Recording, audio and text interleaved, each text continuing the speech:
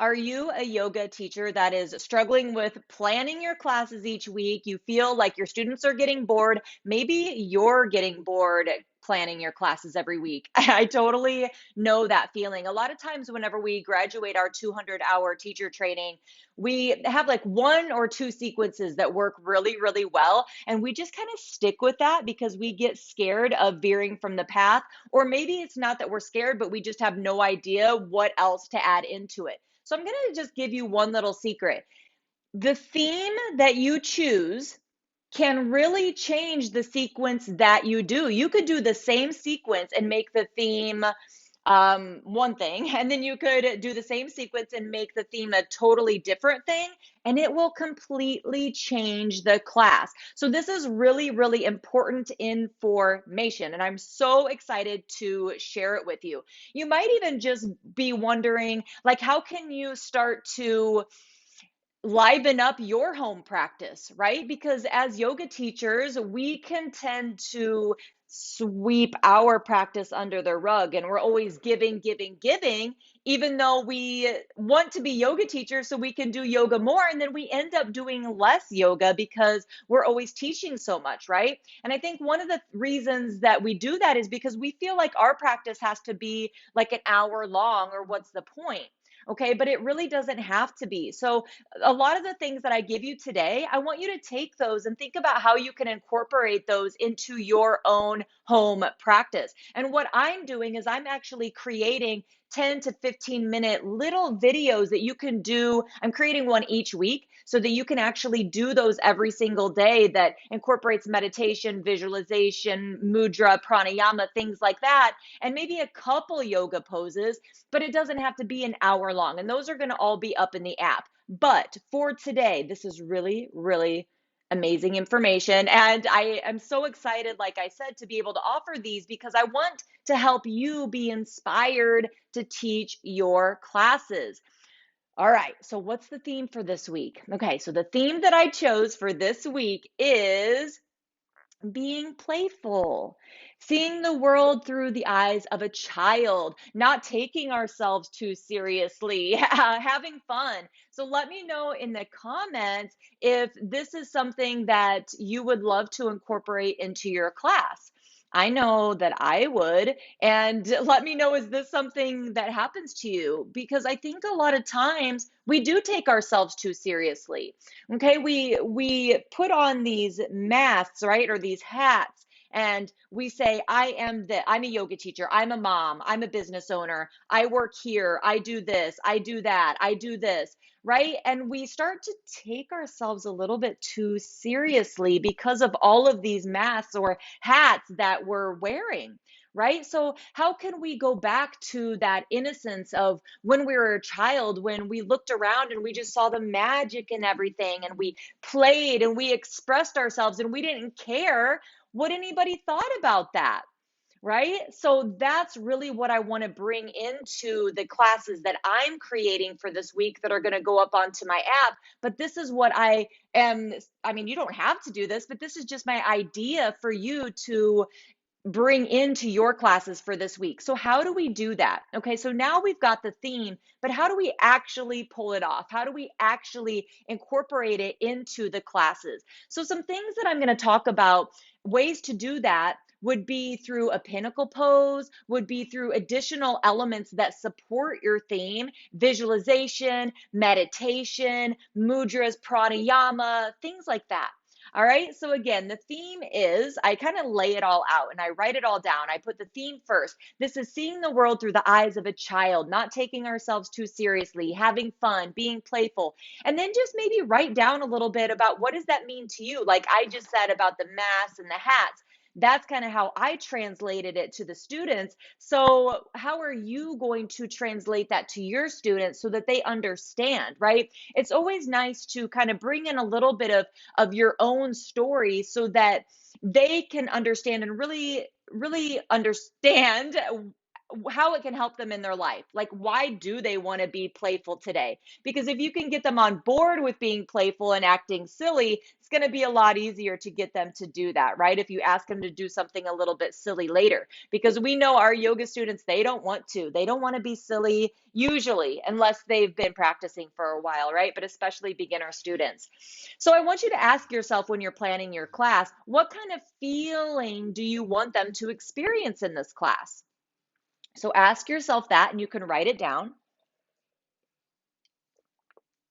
All right, so this class and usually what I'm going to be doing is showing you how to teach or create a hatha or vinyasa. That's what I usually do. But you can definitely use this class or this theme in other, like in chair yoga, maybe gentle yoga. Some of the themes will work for it, some of them won't.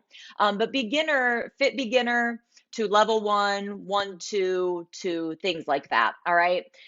And the reason why I say that is because we're finding a pinnacle pose. And whenever I tell people to create a class around a pinnacle pose, that's not usually going to be beginners. Usually, I usually save that more for level one, two, and beyond. Okay. So the pinnacle pose that I chose, well, first of all, before I tell you, let me know in the comments what is a fun yoga pose? What's a pose that you think is fun? Because whatever I choose, you might be like, I don't think that pose is fun. I think that pose sucks, right? So, what's a pose that you think is fun? Because you have to be inspired by it. You have to think it's fun. So, let me know in the comments. What is a pose that you think is fun? I would love to know.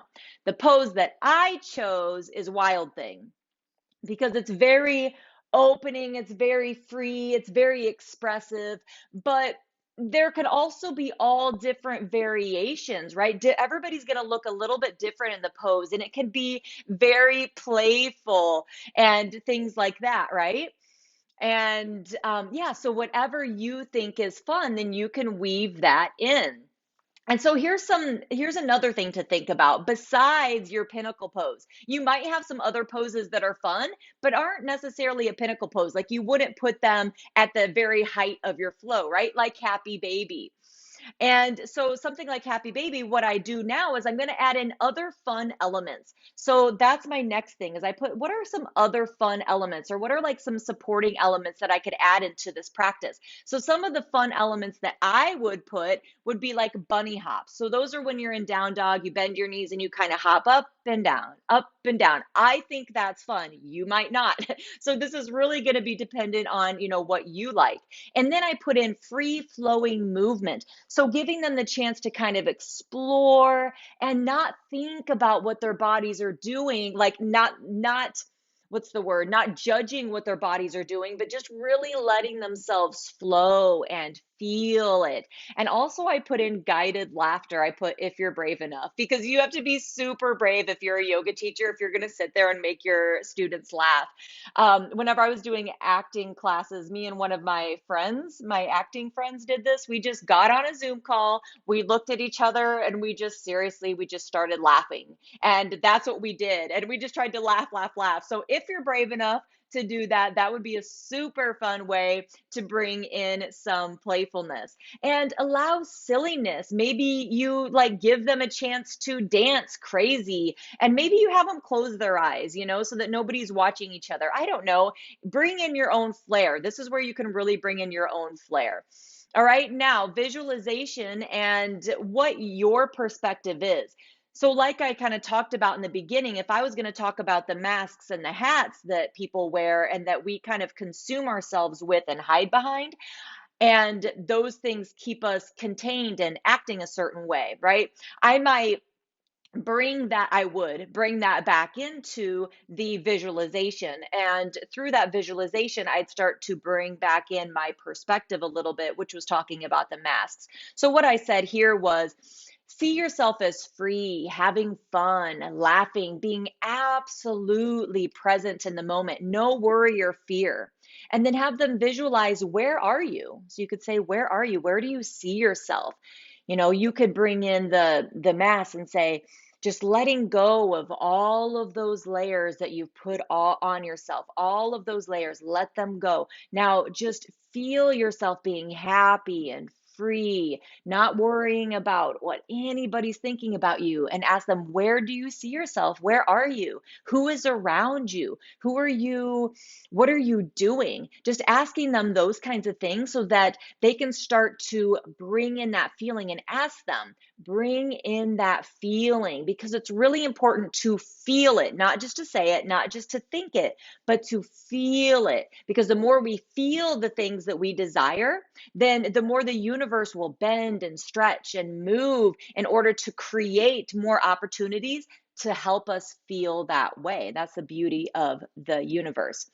Okay, so something that I really like to bring in are mudras. And so the mudra that I chose for this one is called Tejas Mudra. It's very beautiful. So what you can do, you can practice it with me, is bring your thumbs side by side and then point your fingers up and around just a touch like this. Okay, so it kind of looks like this is a little, like it's a flame, right? So you're going to have your other fingers out and your thumbs side by side and your pointer fingers up, and just bring it in front of your heart. Let your elbows come down. So while you do that visualization that I was just talking about, you could have them do this, because it brings a lot of awareness into the heart center. And this mudra is really, really great for supporting the immune system, but also lightening the energy around the heart, uplifting the spirit. And it can also be used to awaken optimism and devotional love. Okay, so that would be really beautiful to put here while you do your visualization. And maybe you can also bring this in throughout the practice. Maybe when you're in goddess pose or warrior one or wherever, just bring it in as much as you can and bring that feeling back into the heart. So that could be part of your anchor. That's what I talk about, like in an affirmation. If you bring in an affirmation in the beginning of your practice or a mudra at the beginning of your practice, that can be your anchor. So it's like you're always bringing them back to the moment, always bringing them back throughout the practice. So you could come up with an affirmation that's like, I am wild and free.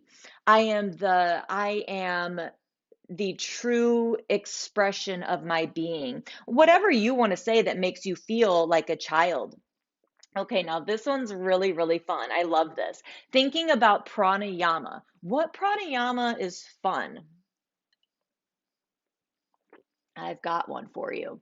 Okay, so this would be super like above and beyond, like next level yoga teacher. Okay, but you could bring bubbles.